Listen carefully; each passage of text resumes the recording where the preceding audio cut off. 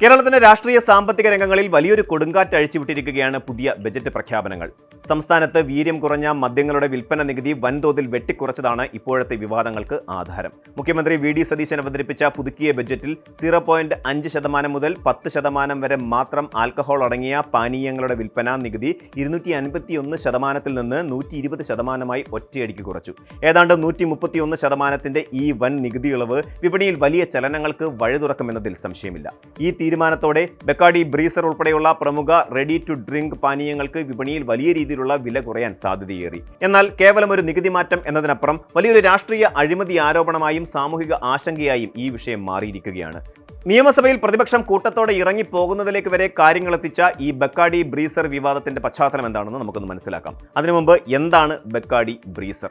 മദ്യവിപണിയിലെ ready to drink അഥവാ RTD വിഭാഗത്തിൽ ആഗോളതലത്തിൽ തന്നെ വലിയ ജനപ്രീതിയുള്ള ഒരു പാനീയമാണ് ബെക്കാഡി ബ്രീസർ. വൈറ്റ് റം, വൈവിധ്യമാർന്ന പഴച്ചാറുകൾ അതായത് ഫ്രൂട്ട് ജ്യൂസുകൾ, സോഡ എന്നിവ കൃത്യമായ അളവിൽ ചേർത്താണ് ഇത് തയ്യാറാക്കുന്നത്. ആകർഷകമായ വിവിധ നിറങ്ങളിലും വ്യത്യസ്ത പഴങ്ങളുടെ രുചിയിലും ഇത് വിപണിയിൽ ലഭ്യമാണ്. സാധാരണ മദ്യത്തിന്റെ കയ്പ് ഒട്ടും അനുഭവപ്പെടാത്ത തരത്തിലുള്ള മധുരമുള്ള രുചിയാണ് ഇതിന്റെ പ്രധാന പ്രത്യേകത. അതുകൊണ്ട് തന്നെ കടുത്ത മദ്യത്തിന്റെ രുചി ഇഷ്ടപ്പെടാത്തവർക്കും ലഹരി ഉപയോഗത്തിൽ തുടക്കക്കാരായവർക്കുമിടയിൽ ഇതിന് വലിയ സ്വീകാര്യതയുണ്ട്. ആൽക്കഹോൾ അടങ്ങിയിട്ടുണ്ടെങ്കിലും ഒരു സാധാരണ ഫ്രൂട്ട് ജ്യൂസോ സോഡയോ കുടിക്കുന്ന അനുഭവമാണ് ഇത് സമ്മാനിക്കുന്നത്. കേരളത്തിൽ സാധാരണയായി വിൽക്കപ്പെടുന്ന ഇന്ത്യൻ നിർമ്മിത വിദേശ മദ്യത്തിൽ ഏതാണ്ട് 42.86% വരെ ആൽക്കഹോൾ അടങ്ങിയിട്ടുണ്ട്. എന്നാൽ ബെക്കാഡി ബ്രീസർ പോലെയുള്ള പാനീയങ്ങളിൽ ഇതിന്റെ അളവ് വെറും 4.8% മുതൽ 5% വരെ മാത്രമാണ്. ഇത് സാധാരണ ബിയറുകളിൽ അടങ്ങിയിരിക്കുന്ന ആൽക്കഹോളിന്റെ അളവിന് തുല്യമാണ്.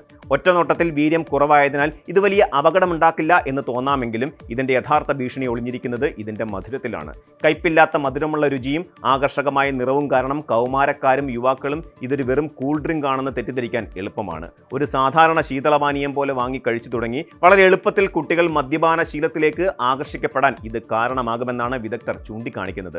ലഹരിയുടെ ലോകത്തേക്കുള്ള ഒരു പ്രവേശന കവാടമായി ഇത്തരം പാനീയങ്ങൾ മാറുമെന്നതാണ് ആരോഗ്യരംഗത്തുള്ളവരുടെ പ്രധാന ആശങ്ക. പുതിയ നികുതി ഇളവ് പ്രഖ്യാപിച്ചതോടെ ഇതിനു പിന്നിൽ വലിയൊരു കോർപ്പറേറ്റ് അഴിമതിയുണ്ടെന്നാണ് പ്രതിപക്ഷമായ LDF ആരോപിക്കുന്നത്. ബെക്കാഡി എന്ന സ്വകാര്യ മദ്യക്കമ്പനിയെ നേരിട്ട് സഹായിക്കാനും അവർക്ക് കേരളത്തിൽ വലിയ വിപണി ഒരുക്കി കൊടുക്കാനും വേണ്ടിയാണ് സർക്കാർ ഈ വൻ നികുതി ഇളവ് നൽകിയതെന്നാണ് പ്രതിപക്ഷ നേതാവ് പിണറായി വിജയൻ നിയമസഭയിൽ ആരോപിച്ചത്.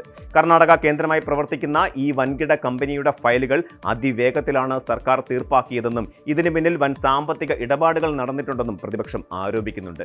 സാധാരണ മദ്യത്തിന് ചുമത്തുന്ന 251% നികുതി ഈ പാനീയങ്ങൾക്കും ബാധകമായിരുന്നതിനാൽ കമ്പനികൾക്ക് കേരളത്തിൽ വലിയ ലാഭമുണ്ടാക്കാൻ കഴിഞ്ഞിരുന്നില്ല. എന്നാൽ പുതിയ തീരുമാനത്തോടെ സംസ്ഥാനത്തിന് പ്രതിവർഷം ഒരു വലിയ തുകയുടെ വരുമാന നഷ്ടമുണ്ടാകുമെന്നും അത് കോർപ്പറേറ്റുകളുടെ കീശയിലേക്കാണ് പോകുന്നതെന്നും പ്രതിപക്ഷം വാദിക്കുന്നുണ്ട്. വീര്യം കുറഞ്ഞ മദ്യത്തെ കൊക്കക്കോള പോലെ എളുപ്പത്തിൽ ലഭ്യമാക്കാനാണ് ഭരണപക്ഷം ശ്രമിക്കുന്നത്. ഇത് യുവാക്കളെ മദ്യലഹരിയിലേക്ക് എളുപ്പത്തിൽ തള്ളിവിടുമെന്നാണ് പ്രതിപക്ഷ നേതാവ് പിണറായി വിജയൻ നിയമസഭയിൽ ഉന്നയിച്ച വിമർശനങ്ങളിലൊന്ന്. ഈ വിവാദത്തിൽ ഏറ്റവും ശ്രദ്ധേയമായ വസ്തുത ഇരു മുന്നണികളുടെയും മുൻകാല നിലപാടുകളിലെ വൈരുദ്ധ്യമാണ്. മുൻപ് LDF സർക്കാർ തങ്ങളുടെ അബ്കാരി നയങ്ങളിൽ വീര്യം കുറഞ്ഞ മദ്യത്തിന്റെ വിൽപ്പനയ്ക്ക് തത്വത്തിൽ അനുമതി നൽകിയിരുന്നു. അന്ന് ഈ തീരുമാനത്തെ ശക്തമായി എതിർത്തവരാണ് ഇപ്പോഴത്തെ ഭരണപക്ഷമായ UDF. എന്നാൽ അന്ന് LDF സർക്കാർ അനുമതി നൽകിയെങ്കിലും അതിനുള്ള പ്രത്യേക നികുതി ഘടന പ്രഖ്യാപിച്ചിരുന്നില്ല. തങ്ങൾ കർഷകരെ സഹായിക്കാനായി പ്രാദേശിക പഴങ്ങളിൽ നിന്ന് നിർമ്മിക്കുന്ന ഹോർട്ടി വൈൻ പോലെയുള്ളവയ്ക്കാണ് പ്രാധാന്യം നൽകിയതെന്നും ഇപ്പോഴത്തെ സർക്കാർ സ്പിരിറ്റ് അടിസ്ഥാനമാക്കിയുള്ള വിദേശ കമ്പനികളുടെ പാനീയങ്ങൾക്കാണ് ഇളവ് നൽകിയതെന്നും പ്രതിപക്ഷം വ്യക്തമാക്കുന്നുണ്ട്. അതേസമയം എക്സൈസ് വകുപ്പ് അറിയാതെ ധനകാര്യ വകുപ്പ് നേരിട്ടാണ് ഈ നികുതി കുറയ്ക്കൽ തീരുമാനിച്ചതെന്ന വാർത്തകൾ ഭരണകക്ഷിക്കുള്ളിൽ തന്നെ അസ്വാരസ്യങ്ങൾ ഉണ്ടാക്കിയിട്ടുണ്ട്. കോൺഗ്രസിന്റെ മുതിർന്ന നേതാക്കൾ ഉൾപ്പെടെയുള്ളവർ ഈ നീക്കത്തിനെതിരെ ആശങ്ക ഉന്നയിച്ചത് സർക്കാരിനെ പ്രതിരോധത്തിലാക്കുന്നുമുണ്ട്.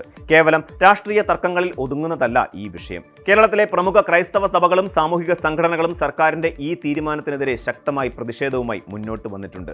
ലഹരിക്കെതിരെയുള്ള സംസ്ഥാനത്തിന്റെ പോരാട്ടങ്ങളെ ദുർബലപ്പെടുത്തുന്ന നീക്കമാണിതെന്നാണ് സഭകളുടെ നിലപാട്. വരുമാനം കൂട്ടാനായി യുവാക്കളെ ലഹരിക്ക് അടിമപ്പെടുത്തുന്ന ഇത്തരം നയങ്ങൾ സർക്കാർ തിരുത്തണമെന്ന ആവശ്യവും ശക്തമാണ്. സാമ്പത്തിക പ്രതിസന്ധി മറികടക്കാൻ ഇത്തരം മാർഗങ്ങൾ തേടുന്നത് ദൂരവ്യാപകമായ പ്രത്യാഘാതങ്ങൾ ഉണ്ടാക്കുമെന്ന മുന്നറിയിപ്പാണ് പൊതുസമൂഹം നൽകുന്നത്. വരും ദിവസങ്ങളിൽ ഈ നികുതി ഘടനയിൽ മാറ്റം വരുത്താൻ സർക്കാർ തയ്യാറാകുമോ അതോ ഈ തീരുമാനവുമായി മുന്നോട്ട് പോകുമോ എന്നത് കണ്ടറിയേണ്ടിയിരിക്കുന്നു. കൂടുതൽ വാർത്തകൾക്ക് News 18 Keralam YouTube channel subscribe ചെയ്യുക.